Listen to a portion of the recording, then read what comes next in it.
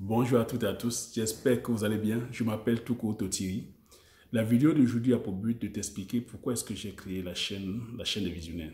La chaîne des visionnaires a pour but de promouvoir l'entrepreneuriat et l'investissement en Afrique.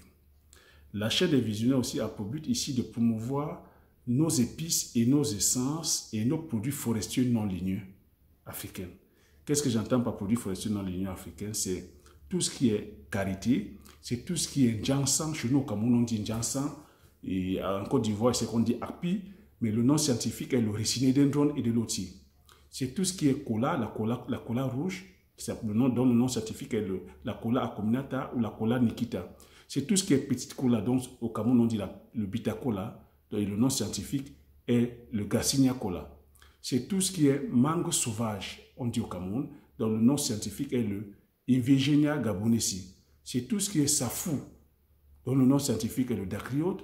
C'est tout ce qui est essai, comme on dit en langue vernaculaire. C'est tout ce qui est rondelle, c'est tout ce qui est un pébé, c'est tout ce qui est tous ces différents produits forestiers non ligneux.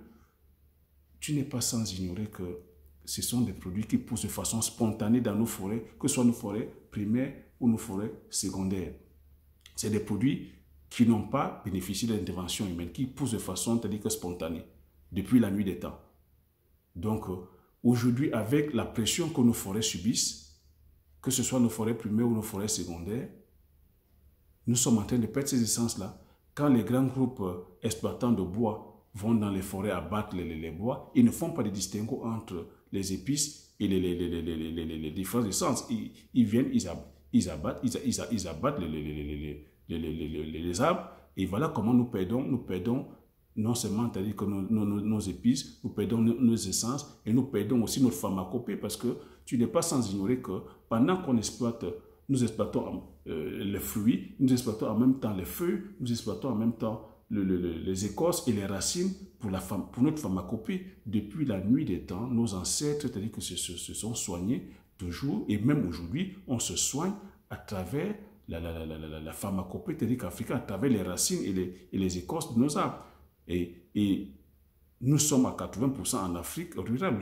L'Afrique à 80% rurale. Donc ça veut dire que nous soignons à 80% de la population africaine se soigne par la pharmacopée traditionnelle. Donc en perdant ces épices-là, en perdant ces essences-là, nous perdons notre pharmacopée. Et si nous perdons notre pharmacopée, voilà comment,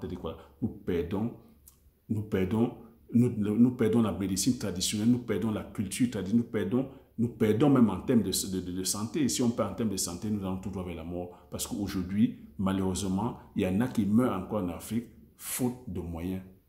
Faute de pouvoir s'acheter ne serait-ce qu'un comprimé tel que chimique. Donc, moi, le but de la chaîne aujourd'hui, c'est la chaîne, c'est justement de promouvoir ces essences-là. Ce n'est pas tout simplement de faire du patriotisme, ou du militantisme, c'est aussi de te faire prendre conscience que non seulement ces produits-là sont des produits sur le plan de la pharmacopée vraiment importants, même sur le plan de la consommation, mais même sur le plan pécuniaire, même sur le plan, c'est des produits à haute valeur ajoutée, c'est des produits aujourd'hui, si tu t'engages, si tu te lances dedans, c'est des produits qui vont t'enrichir.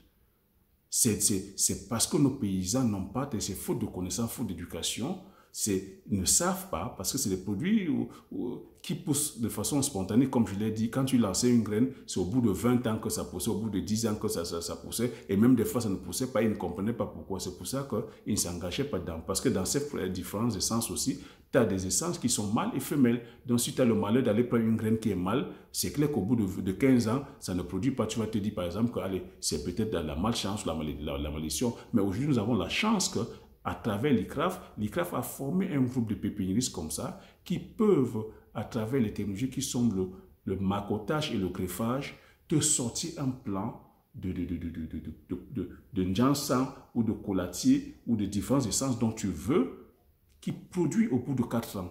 À travers le macotage et le greffage, c'est possible. Donc tu vois aujourd'hui que si tu te lances plutôt dans la culture peut-être du ginseng, tu fais ton champ de ginseng, un sac de ginseng de 50 kg coûte 250 000 francs CFA. Donc tu imagines que devant un planteur de cacao dont le sac de cacao de 50 kg coûte 100 000 francs, et il n'y a pas photo. Un hectare de cacao, de collatier, c'est 4 millions de francs. Je peux t'en citer comme ça. Le poivre de Penja, tu sais combien coûte un kilo de poivre de Penja? Un kilo de poivre de Penja, c'est dans les 15 000 francs CFA. Et si tu tu crées ta marque, tu viens ici en Europe. En Europe, on voit dans des 75 € le kilo, 150 € le kilo. Certains vont à 200 € le kilo. Donc, tu vois vers quoi on va. Donc, la chaîne aussi a pour but de regrouper les amoureux et les amoureuses des épices. Tout simplement. Si tu es un amoureux ou une amoureuse d'épices, tu es la bienvenue. Je suis bienvenu sur la chaîne. C'est de te faire partager comme ça aussi. Voilà. Comment est-ce que tu as dit que les épices sont plantées?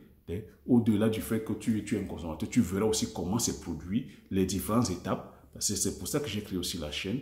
Et le fait aussi que, au-delà du fait que tu sois consommateur ou consommatrice, si tu veux passer le cap, être un producteur ou une productrice, tu es aussi la bienvenue. C'est pour ça que j'ai créé aussi la chaîne, afin de t'édifier et enfin aussi peut-être de t'inspirer et de te faire passer le cap. Voilà. Et la chaîne a pour but aussi là de te faire, de te retracer mon parcours entrepreneurial dans le domaine agricole. Il y a cela 7 ans aujourd'hui, je me suis lancé dans la culture du poivre de Penja, le poivre de Penja et puis de la culture du palmier à huile. Donc, ces deux spéculations, j'ai pour but, concernant le poivre de Penja, de produire et au finish de créer ma marque. Parce que le Cameroun a obtenu, c'est-à-dire que voilà, par le biais de l'Organisation africaine de la protection intellectuelle, de classer le sol du Mungo, sol géographiquement protégé.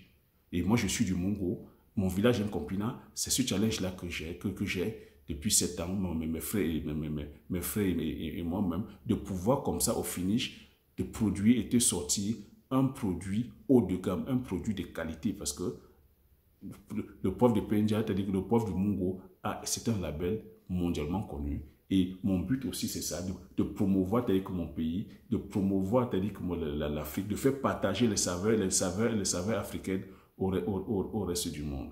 Donc, si tu me vois pour la première fois, je t'invite à t'abonner, à commenter, à partager massivement autour de toi et enfin que nous soyons tous comme ça, c'est-à-dire que voilà, et c'est comme ça qu'on pourra aussi faire partager notre culture, partager nos valeurs et faire découvrir le terroir, faire découvrir nos différents terroirs au reste du monde. Voilà, donc c'était ça mon but. Je te dis merci et aux prochaines vidéos. Ciao, ciao.